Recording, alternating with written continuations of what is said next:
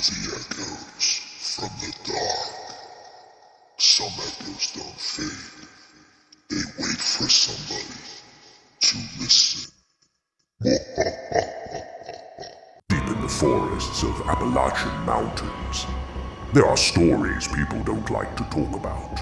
Stories about something that isn't supposed to exist. They call it the Rake.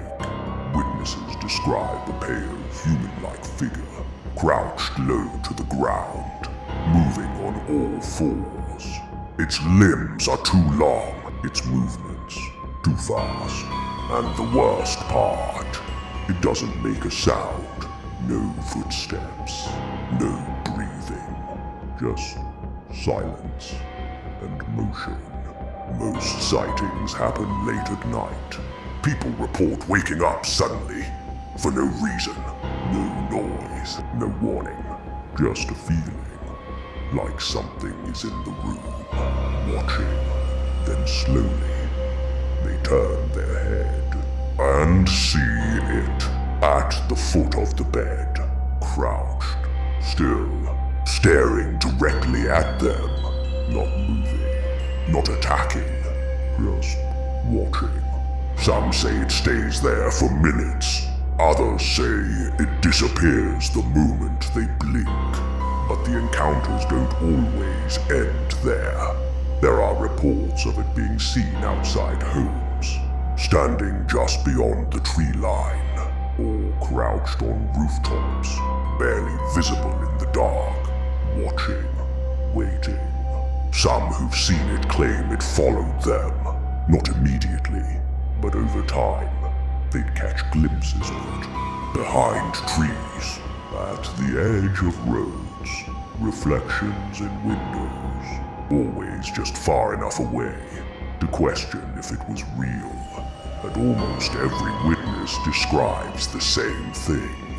Before they saw it, they felt it, a sudden wave of dread, like their body knew something was wrong. Before their mind could understand it. To this day, no one has proven what the Rake really is. No clear evidence, no explanation, just stories that all sound a little too similar. So the question is, if you woke up tonight and saw something at the foot of your bed, perfectly still, staring at you, would you move? Or pretend you were still asleep?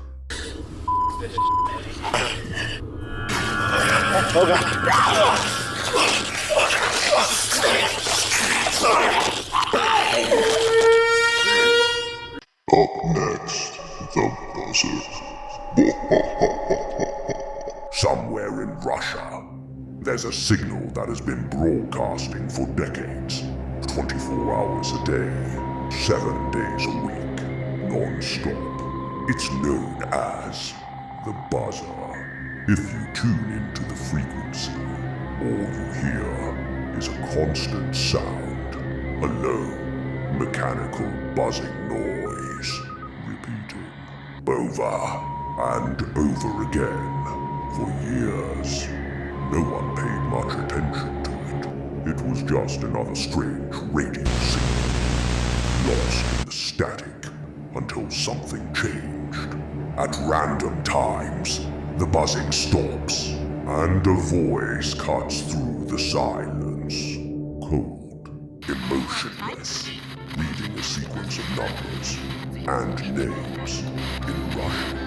Then, the signal returns to the buzzing, like nothing ever happened. No explanation, no pattern, just numbers broadcast into the void.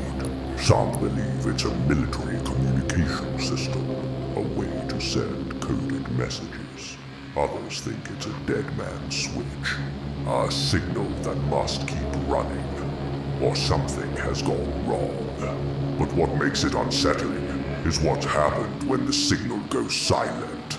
On rare occasions, the buzzing has stopped completely, for minutes, even hours.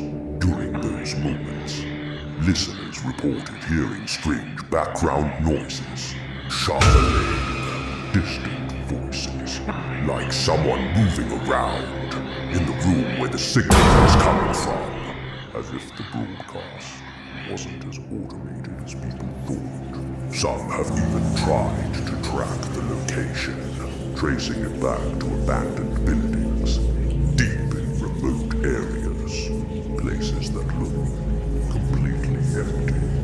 But the signal never stops, still broadcasting, still buzzing, still waiting. To this day, no one has officially explained what it is. No confirmation, no answers, just a sound that has been playing for decades, with no clear purpose. So the question is, if a signal has been running non-stop for years, sending messages no one understands, who is it really for? And what happens if it suddenly goes silent?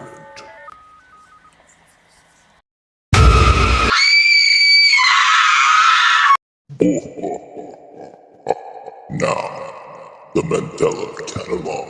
In a small town known as Mandela County, people began reporting something they couldn't explain. It didn't start with noise. It didn't start with violence. It started with sightings. People claimed to see someone in their home. Someone who looked exactly like them. Same face, same voice, same movements. But something was wrong. The expressions didn't match. The timing felt off. Like a copy, trying to act human. Authorities called them alternates. At first, it sounded impossible, until emergency broadcasts began warning people what to do if they encountered one. Do not approach it. Do not speak to it. And whatever you do not acknowledge its existence. Because once it knows you've seen it, it doesn't leave. Victims reported hearing their own voice coming from another room, calling their name, repeating things they said earlier that day. Perfectly, some would check security cameras, only to see themselves, standing in places they had never been, watching, waiting. There were reports of people locking themselves inside their homes, hiding in bedrooms, closets, anywhere they could. But it didn't matter, because the thing that looked like them was already inside. The most disturbing part is what happens next. Authorities describe something called MAD, a psychological state triggered after prolonged exposure. Victims become overwhelmed with fear, confusion, and something far worse. Something they're not meant to understand. And once it begins, there's no stopping it. No cure, no escape. To this day, reports continue. People claiming they've seen themselves, standing in the dark, smiling, not moving, just watching. So the question is, if you were home alone, and you heard your own voice coming from another room, would you go check, or would you pretend you didn't hear it? Remember, the echoes don't fade. They wait. Until next time, stay spooky.